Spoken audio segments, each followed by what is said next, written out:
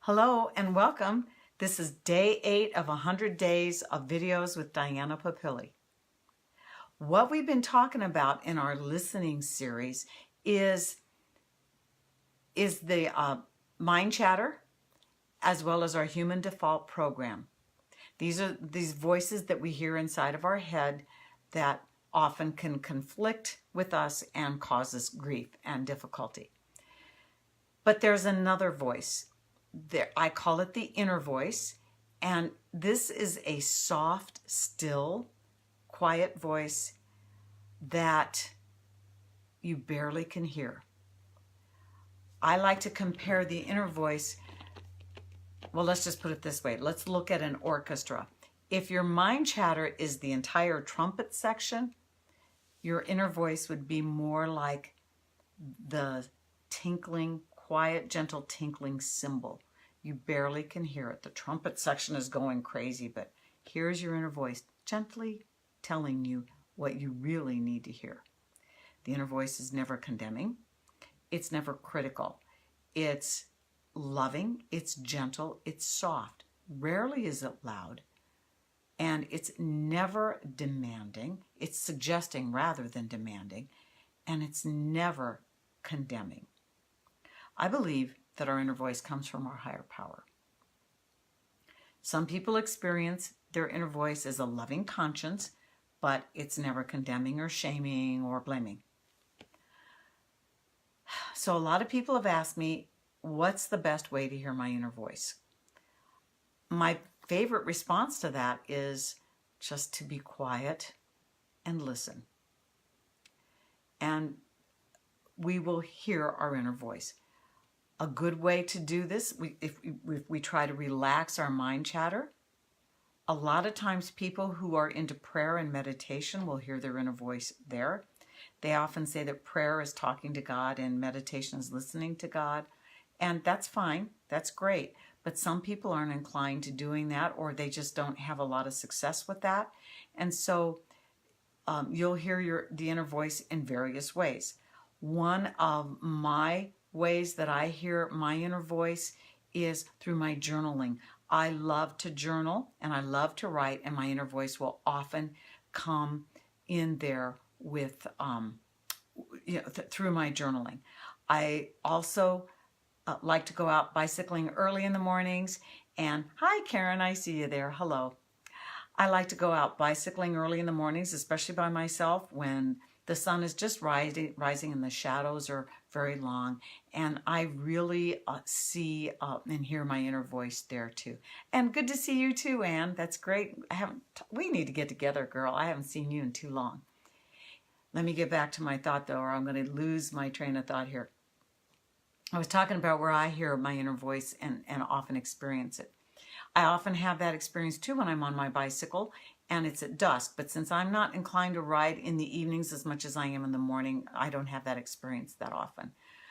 Other times I'll just get a certain feeling or actually chills about something that I just know it's in the very core of my being that that's the right thing.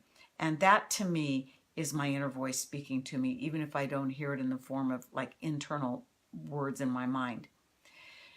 A lot of times people, and sometimes I hear messages from my inner voice, if you will, in ways totally outside myself, such as in a book that I might be reading, maybe some lesson or something I'm learning in a book, or maybe it's somebody doing a presentation, maybe I'm looking at or reading a story. Sometimes a Facebook quote or post will speak to me. We may hear it in conversations with a friend.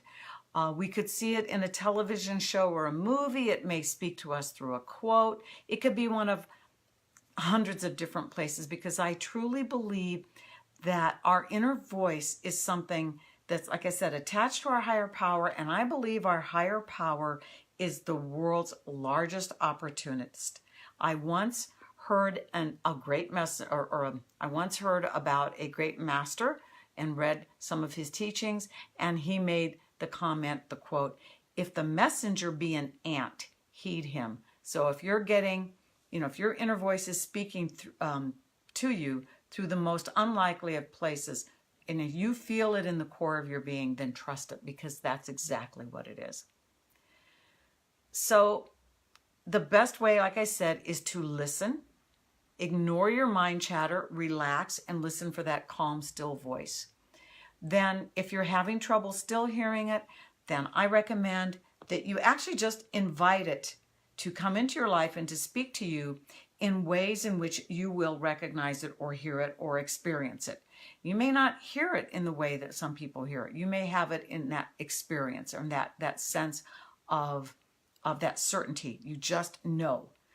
So whatever it is, ask for the best way for you to experience it, and you'll be amazed. You'll be absolutely surprised at how you're going to experience your inner voice. And like I said, most people know what I'm talking about. Most people have had some experience with that calm, still voice inside of them, that they just knew that it was something that's going on that's right. It's not at all your mind chatter, not even remotely. But I do want to give you one word of caution. Whenever I've ignored my inner voice, whenever I've heard my inner voice and then ignored it or dismissed it, saying, oh yeah, but, I've always regretted it.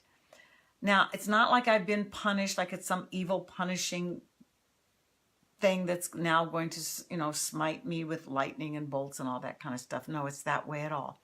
But what it is the results or the situation as a result of my ignoring that and ignoring the suggestion or not following through. I didn't like the resulting happenings or the consequences, if you will. For example, I'll say, yeah, okay, but I've got this in motion and that in motion, so I don't really need to worry about this over here. Well, this and that didn't happen. And now the consequences that I'm living with, I'm thinking, oh, I was so stupid. And I was warned to bring that umbrella to this event, even though there was no rain in the forecast. Or I was warned about I should bring that. And I thought, no, I've got this, blah, blah, blah, blah, whatever. It doesn't matter. The point is, whenever I've ignored it, I've heard it and ignored it and didn't follow the advice, I have always regretted it. And I know I don't like to say always and never, but I can tell you this. Whenever I've ignored my inner voice, I've always regretted it. And whenever I've, okay, now I lost my train of thought again. Here we go. I'm too distracted by all the things going on around me here. And I've never, and whenever I've listened to my inner voice, even though somebody around me might think, girl, you're crazy. What are you doing? I've never regretted it. Never. Not once. So I don't like to always say always and never, because I rarely say always and never, but those are the two times I can say always and never with total 100% certainty. Allow me to sum it up for you then. Remember, in order to hear your inner voice, you need to be silent and listen and invite it into areas of your life where you'll recognize it. I do believe that our inner voice is our higher power, which is, just a greater power in the universe here that's part of this whole universal whole, energy whole mass. And that we can cultivate a relationship with our own, we can have and cultivate our own relationship with this power and this source. That's all I have for today. Have a great day, the rest of your day. And this is the beginning of a weekend. So those of you who have the weekend off, enjoy your weekend. And for those of you who are working, well, be very successful in your work too. See you tomorrow. Bye.